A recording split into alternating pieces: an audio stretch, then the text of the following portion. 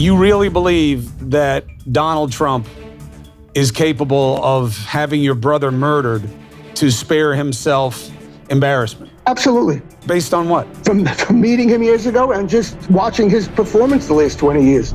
Are you ready? You ready? You like it? You sure?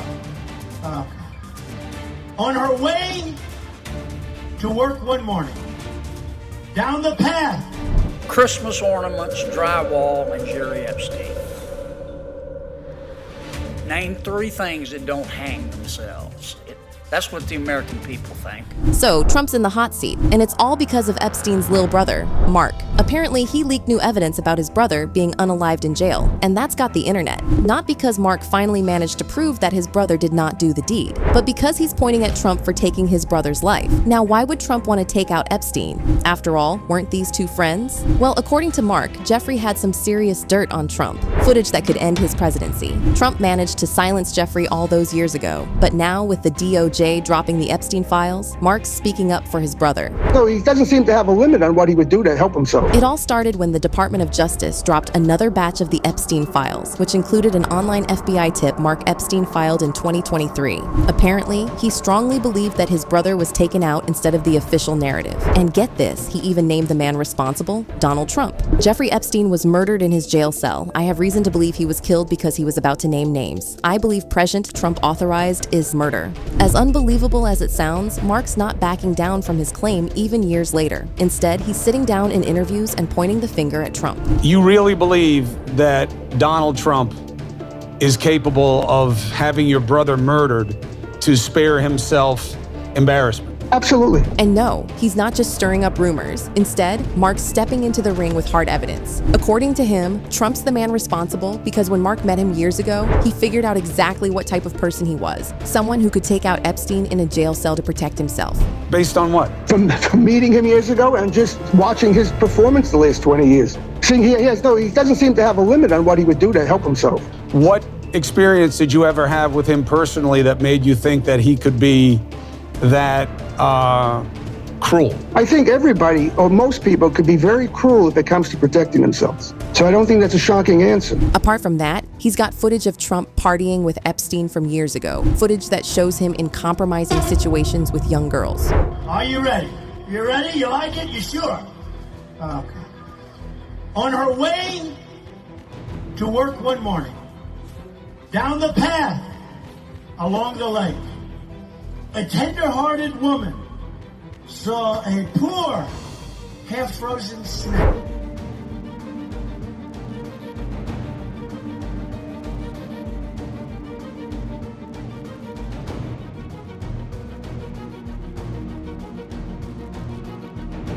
More importantly, the new Epstein files, they mention Trump as well. There's one 2020 email from an unidentified federal prosecutor saying that Donald Trump traveled on Epstein's private jet many more times than previously has been reported, or that we were aware. What's more, the prosecutor said Trump was listed as a passenger on at least 8 flights between 1993 and 1996, including 4 on which Ghislaine Maxwell, Epstein's co-conspirator, was also a passenger. The prosecutor also wrote that one flight included only Trump, Epstein, and a 20-year-old whose name was redacted. Another batch of documents detailed a testimony from a victim who claimed that Trump took advantage of her. Oh my God, y'all. There it is. It is right there. Donald J. Trump had R-worded her along with Jeffrey Epstein. There it is. And it gets so much worse. They advised whoever this is to call the police, which is a her, according to this document. So they advised her to call the police regarding the incident, meaning this. And she stated, "I can't, they will kill me." The files also included a letter from Epstein to convicted criminal Larry Nassar, the former U.S. gymnastics team doctor, which explicitly says, "Our president shares our love of young, nubile girls." In total, Trump's been mentioned a total of 600 times in the Epstein files. Of course, that's not a number people can simply brush under the rug. Those are allegations that get presidencies cut short. Of course, Trump's denying the entire thing. He told reporters recently that the entire Epstein thing was a distraction. What this whole thing is with Epstein is a way of trying to deflect from the tremendous success that the Republican Party has. A lot of people are very angry that pictures are being released of other people that really had nothing to do with Epstein, but they're in a picture with him because he was at a party, and you ruin a reputation of somebody. But Mark finds that hard to believe, since on the other end, Trump's got his team removing his pictures with Epstein from the internet, and it seems like he's still keeping the most damaging evidence redacted. Some files that featured photos of Trump were even removed from the DOJ's website, and that's all the proof Mark needs. If Trump were innocent, he wouldn't be hurrying to bury the evidence. And if this is how he's moving now, there's a high chance he took out Epstein all those years ago, as Mark said. And honestly, Mark's not totally in the wrong here, because something about Epstein's passing never added up.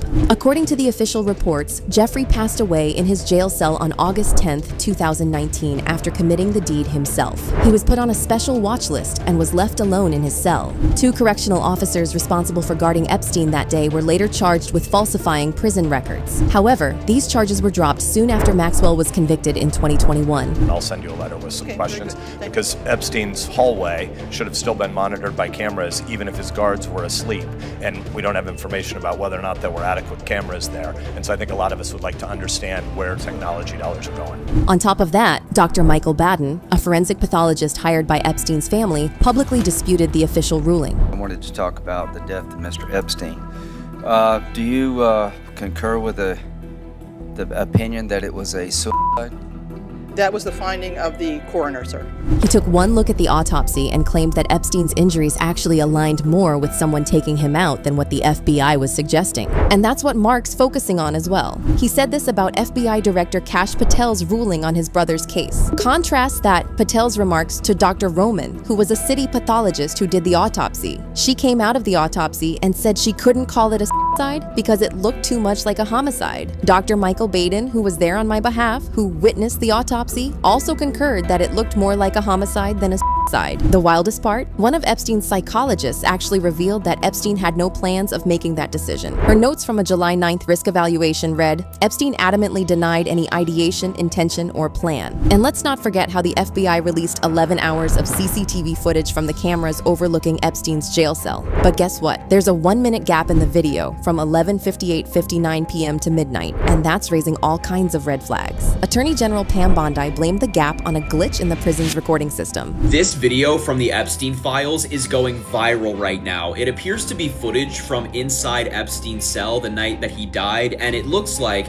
he's trying to take his life in the video. But before it spreads too far and goes too viral, this video is fake. But internet detectives actually took a deeper look and found out that Epstein's prison video was edited with Adobe Premiere Pro, stitched from 2 clips, and saved 4 times. So now the question isn't whether people believe Epstein was unalived, it's who had the most to lose if he lived. Mark Epstein is saying the quiet part out loud. His brother didn't die because he was guilty. He died because he was dangerous. Dangerous to powerful men. Dangerous to presidents. And as more files surface, footage disappears, videos show gaps, and names stay redacted. It's clear that Trump had the most to lose if Epstein ever took the stand. He may have succeeded in silencing him back then, but can he get away with the same crime twice?